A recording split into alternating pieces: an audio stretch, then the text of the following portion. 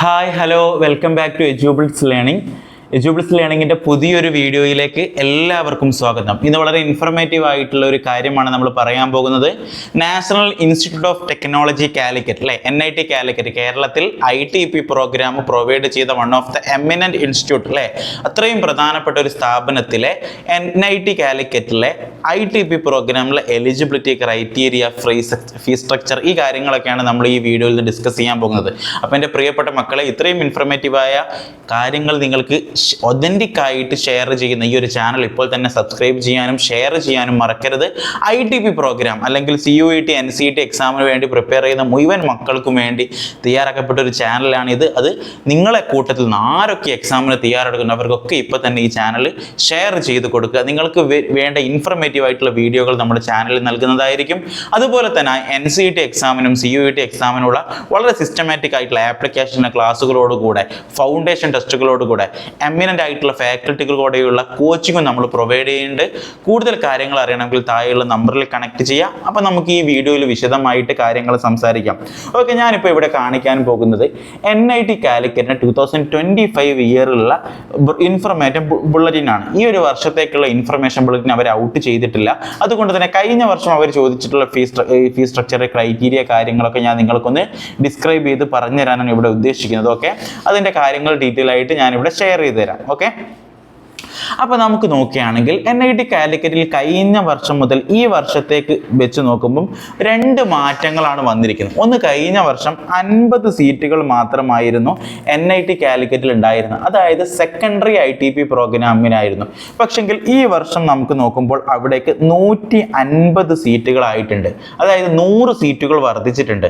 അത് തന്നെ വർദ്ധിച്ചിരിക്കുന്നത് സെക്കൻഡറി പ്രോഗ്രാമിനല്ല, അവിടേക്ക് വർദ്ധിച്ചിരിക്കുന്ന 50 സീറ്റ് പ്രിപ്പറേറ്ററി പ്രോഗ്രാമിനും പ്രിപ്പറേറ്ററി ലെവലുള്ള പ്രോഗ്രാമിനും ഫൗണ്ടേഷൻ ലെവലുള്ള പ്രോഗ്രാമിനുമാണ്. അപ്പോൾ സെക്കൻഡറി ലെവലിന് ഈ വർഷവും നമുക്ക് 50 സീറ്റുകൾ മാത്രമേ ഉള്ളൂ. അപ്പോൾ ആ കാര്യങ്ങളാണ് ശ്രദ്ധിക്കേണ്ടത്. അപ്പോൾ നമുക്ക് NIT കാലിക്കറ്റിൻ്റെ 2025 ഇയറിൽ അവർ ചോദിച്ചിട്ടുള്ള എലിജിബിലിറ്റിയും ക്രൈറ്റീരിയയും കാര്യങ്ങളൊക്കെ നമുക്ക് നോക്കാം. ഈ വർഷം ഇത് എലിജിബിലിറ്റിയും ക്രൈറ്റീരിയയും കാര്യങ്ങൾ തന്നെയാണ് അവർ കൊടുക്കുക ചാൻസ്, അതായത് സീറ്റ് നമുക്ക് എഴുതേണ്ട ഡൊമൈൻസ് കാര്യങ്ങളൊക്കെ ആയിട്ട് വരും. നമുക്ക് ആ കാര്യങ്ങളൊന്ന് ഡിസ്കസ് ചെയ്യാം. ഓക്കെ, ഇവിടെ നമുക്ക് നോക്കുകയാണെങ്കിൽ NIT കാലിക്കറ്റിൽ കഴിഞ്ഞ വർഷം അവർ കൊടുക്കുന്ന 3 സബ്ജക്റ്റ് എന്ന് പറയുന്നത് ഏതൊക്കെയാണ്? ഫിസിക്സ്, കെമിസ്ട്രി, മാത്തമാറ്റിക്സ് ആണ്. നിങ്ങൾ ഫസ്റ്റ് സെമസ്റ്ററിൽ നിങ്ങൾ ചൂസ് ചെയ്യുന്ന നിങ്ങളുടെ സബ്ജക്റ്റിനനുസരിച്ചിരിക്കും. കാരണം ഓക്കെ, ഈ 3 BSc BEd ഫിസിക്സും കെമിസ്ട്രിയും മാത്സും ആണ് അവർ പ്രൊവൈഡ് ചെയ്യുന്നത്.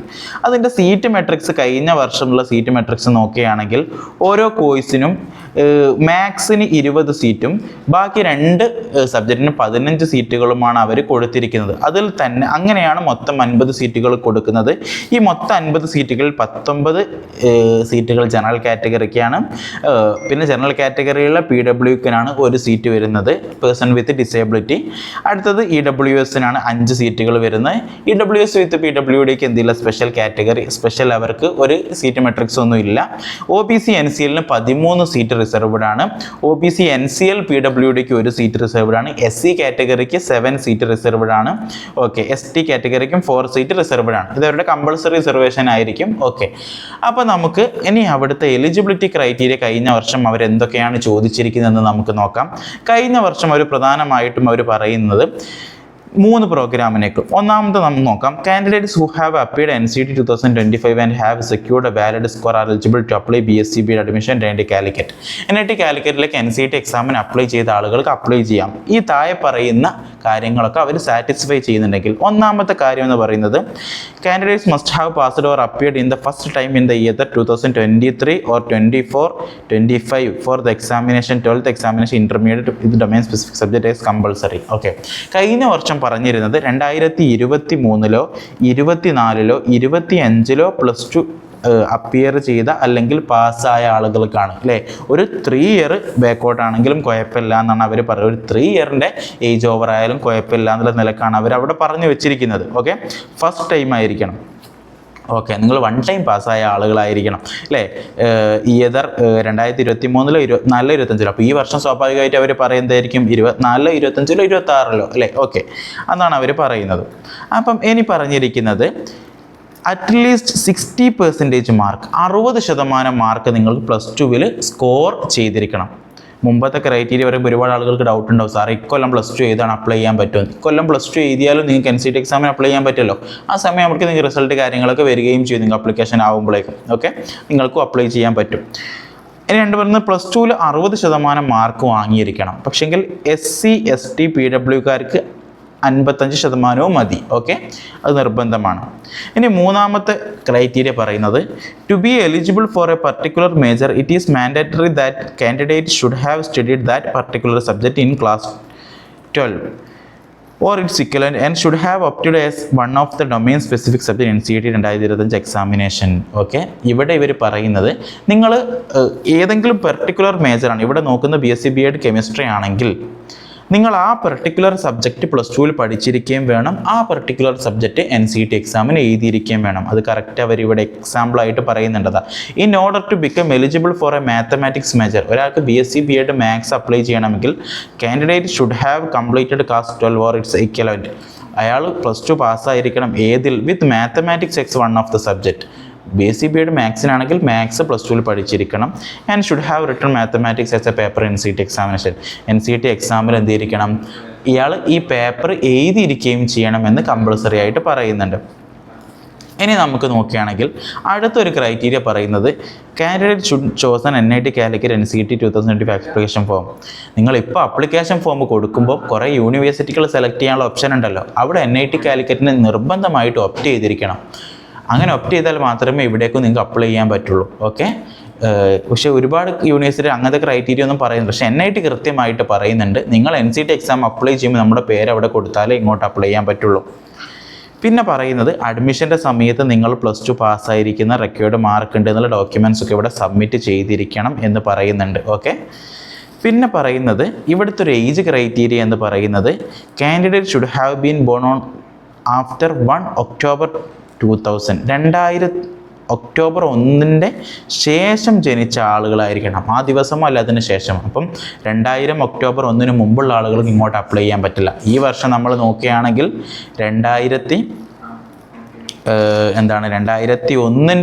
മുമ്പിൽ ഇങ്ങോട്ട് അപ്ലൈ ചെയ്ത ആളുകളാണെങ്കിൽ 2001 ശേഷമായിരിക്കും. കഴിഞ്ഞ വർഷം 2000 ആണെങ്കിൽ ഈ വർഷത്തെ 2001 ആവാൻ ചാൻസ് ഉണ്ടല്ലോ. ഓക്കെ, പിന്നെ 5 years ഏജ് ഓഫ് റിലാക്സേഷൻ ആർക്കുണ്ട്? SCക്കും STക്കും PWDക്കും 5 year ഏജ് റിലാക്സേഷൻ ഉണ്ട്. അപ്പോൾ അവർക്ക് എന്താക്കാൻ പറ്റും? 1995 ഒക്ടോബർ 1 ശേഷം ജനിച്ച ആളുകൾക്ക് അവിടുന്ന് അപ്ലൈ ചെയ്യാം, SC ST PWD ആണെങ്കിൽ.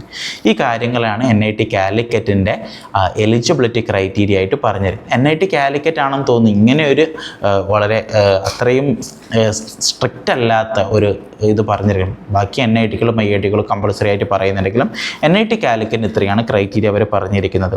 ഓക്കെ, ഇനി നമുക്ക് ഇതിൻ്റെ ഒരു ഫീസ് സ്ട്രക്ചറിലേക്ക് വരുമ്പോൾ നമുക്ക് എങ്ങനെയാണ് കാര്യങ്ങളെന്ന് നമുക്കൊന്ന് നോക്കാം. ഓക്കെ, അത്യാവശ്യം നല്ല ഫീകൾ എന്ത് ചെയ്യുന്നുണ്ട് അവരുടെ വരുന്നുണ്ട്. ഓക്കെ, ഇവിടെ ഒരു ഫസ്റ്റ് ഇയർ ഫീ ആണ് പറയുന്നെങ്കിലും ഞാൻ എന്ത് ചെയ്യാം അവരുടെ ഒരു ഓവറോൾ കോളേജ് ഇയറിലേക്കുള്ള ഒരു ഫീ നിങ്ങൾക്ക് എന്ത് ചെയ്യാൻ കാണിച്ചു തരാം. ഇവിടെ അഡ്മിഷൻ്റെ ടൈമിൽ നിങ്ങൾ പേയ്മെൻറ്റ് ചെയ്യേണ്ട ഫീ ആണ് ഇവിടെ പറഞ്ഞിരിക്കുന്നത്.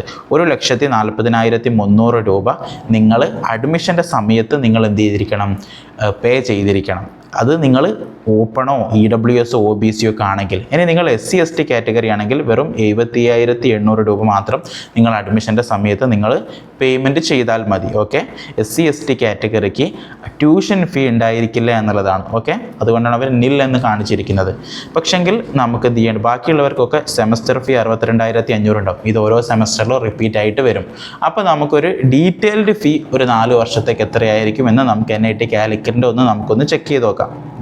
ഇനി നമുക്ക് NIT കാലിക്കറ്റിൽ ഒരു 4 വർഷത്തേക്കുള്ള ഫീ നോക്കുകയാണെങ്കിൽ അതാണ് നമ്മളിവിടെ കാണുന്നത്. ഓക്കെ, നമുക്ക് ഓരോ സെമ്മിനും 62,500 രൂപ വരുന്നുണ്ട്. ഇനി നമുക്ക് 62,500 രൂപ വരുന്നുണ്ട് ഓരോ സെമ്മിനും. അതാണ് ഇവിടെ നിങ്ങൾക്ക് ഈ ഫീ കാണാൻ പറ്റും. ഓക്കെ, ഇതാണ് മൊത്തത്തിൽ വരുന്നത്. അതിൽ അതർ ഫീ കൂടെ ആയിട്ട് ഫസ്റ്റ് സെമ്മിൽ 13,300 വരുന്നുണ്ട് അല്ലേ. നമ്മളിവിടെ അഡ്മിഷൻ്റെ സമയത്ത് അടയ്ക്കേണ്ട പേയ്മെൻറ്റ് അവിടെ കാണിച്ചിട്ടുണ്ട്. അതാണ് 1,40,40,300 വരുന്നത് അല്ലേ അഡ്മിഷൻ്റെ സമയത്തുള്ളത്. ഓക്കെ, പിന്നെ ഓരോ സെമ്മിലേക്കും വരുന്നത് 65,000 second sem, 75,000 third sem, 60,000 fourth, 75,000 fifth അല്ലേ, അങ്ങനെ 6th 7th 8th ഇങ്ങനെ ഒരു 8ൽ ഇത്രയും ഒരു സെമ്മാണ് വരുന്നത്. Amount towards annual premium four medical insurance may every year അല്ലെ, ഓരോ വർഷവും മെഡിക്കൽ ഇൻഷുറൻസിൻ്റെ എന്തായിരിക്കും ചിലപ്പം ഡിഫറെൻ്റ് ആവാമെന്ന് പറയുന്നുണ്ട്. Students availing hostel need to pay RS 12,000 extra against hostel seat rent per semester. Okay, ഇനി ഇത് നിങ്ങൾ ട്യൂഷൻ ഫീയും കാര്യങ്ങൾ ഇതിൻ്റെ പുറമെ നിങ്ങൾക്ക് എന്ത് ചെയ്തിട്ടുണ്ടാവും, ഹോസ്റ്റൽ റെൻറ്റ് കാര്യങ്ങളൊക്കെ ഉണ്ടാവും. SC/ST സ്റ്റുഡൻസിന് ഈ എന്തുണ്ടായിരിക്കില്ല, ഈ 62,500 എന്ന് പറയുന്ന ട്യൂഷൻ ഫീ ഉണ്ടായിരിക്കില്ല. അപ്പോൾ SC/ST കാറ്റഗറിക്ക് താരതമ്യേന ചുരുങ്ങിയ ഫീ മതി അവിടെ പഠിക്കാൻ. ഇതാണ് അവിടുത്തെ ഒരു പഠനത്തിൻ്റെ ഒരു ഫീ സ്ട്രക്ചറായിട്ട് വരുന്നത്. അപ്പം പക്ഷേങ്കിൽ NIT കാലിക്കറ്റ് എന്ന് പറയുന്നത് നമുക്ക് നാഷണൽ ലെവൽ അത്രയും ഇമ്പോർട്ടൻ്റ് ഉള്ളൊരു ഇൻസ്റ്റിറ്റ്യൂട്ടാണ്. അവിടെ പഠിച്ചിറങ്ങുന്നത് അത്രയും വളരെ നിങ്ങൾക്ക് എക്സ്പോഷർ കാര്യങ്ങൾ ലഭിക്കുന്നതായിരിക്കും. അപ്പോൾ അതുകൊണ്ട് അവിടെ ചൂസ് ചെയ്യുന്ന ആളുകൾക്ക് നല്ലൊരു ഓപ്ഷൻ ആയിരിക്കും. 4 വർഷം കൊണ്ട് നമുക്ക് NITയിൽ നിന്നൊരു സയൻസ് ബിരുദം നമുക്ക് പഠിച്ചിറങ്ങാൻ സാധിക്കുക എന്നുള്ളത്. അത്രയും എമിനൻ്റ് ആയിട്ടുള്ള സ്കോളേഴ്സിൻ്റെ കീഴിലാണ് നമ്മൾ ബിരുദം പഠിക്കുക. നമ്മൾ അവിടുന്ന് ബിരുദം പഠിച്ചാൽ സ്വാഭാവികമായിട്ടും അതിൻ്റെ PG PhD എന്നുള്ള ലെവലിലേക്ക് പോവുകയാണെങ്കിൽ പോലും നമുക്ക് അത്രയും ഇന്ത്യയിലെ തന്നെ ഉന്നതമായ യൂണിവേഴ്സിറ്റികൾ, വിദേശത്ത് പോലും നല്ല സ്കോളർഷിപ്പ് കൂടെ നമുക്ക് പഠിക്കാനുള്ള സൗകര്യങ്ങൾ നമുക്ക് ലഭിക്കും. ഓക്കെ, അതാണ് നമുക്കതുകൊണ്ട്. അപ്പോൾ നിങ്ങൾ ടീച്ചർ ആവാൻ പോവുകയാണ്, 4 വർഷം കൊണ്ട് നിങ്ങൾക്ക് ടീച്ചർ ആവാനുള്ള യോഗ്യതയും അവിടെ നിന്ന് ലഭിക്കും. അപ്പോൾ NCT എക്സാമിന് വളരെ പ്രിപ്പയർ ചെയ്യുന്ന ആളുകളാണെങ്കിൽ വളരെ ഇൻഫർമേറ്റീവ് ആവട്ടെ ഈ വീഡിയോ എന്ന് ആശംസിക്കുന്നു. ഓക്കെ, ഇനി എന്തെങ്കിലും സംശയങ്ങൾ കാര്യങ്ങളുണ്ടെങ്കിൽ ഞാൻ എൻ്റെ നമ്പർ ഇവിടെ ഷെയർ ചെയ്ത് തരാം. അപ്പോൾ നിങ്ങൾക്ക് എന്ത് ചെയ്യാം, അവിടെ എൻ്റെ നമ്പറിൽ നിങ്ങൾക്ക് എന്ത് ചെയ്യാം, കണക്ട് ചെയ്യാൻ പറ്റും. നമ്പർ വരുന്നത് 97 46 380 365. ഈ ഒരു നമ്പറിൽ നിങ്ങൾക്ക് കണക്ട് ചെയ്താൽ ഞാനുമായിട്ട് കണക്ട് ചെയ്യാൻ പറ്റും. അപ്പം എന്ത് ഡൗട്ട് ഉണ്ടെങ്കിലും നിങ്ങൾക്കതിൽ ചോദിക്കാം. ഓക്കെ, NCT എക്സാമിന് പ്രിപ്പയർ ചെയ്യുന്നുണ്ടെങ്കിൽ നിങ്ങൾക്ക് ഈ നമ്പറിൽ കോൺടാക്റ്റ് ചെയ്യാം. ഓക്കെ, ഇതൊരു നല്ല വീഡിയോ ആയി എന്ന് ഉദ്ദേശിക്കുന്നു. എല്ലാവർക്കും NCT എക്സാമിന് പ്രിപ്പയർ ചെയ്ത് പരീക്ഷ എഴുതി നല്ലൊരു വിജയം നേരട്ടെ എന്ന് ആശംസിക്കുകയാണ്.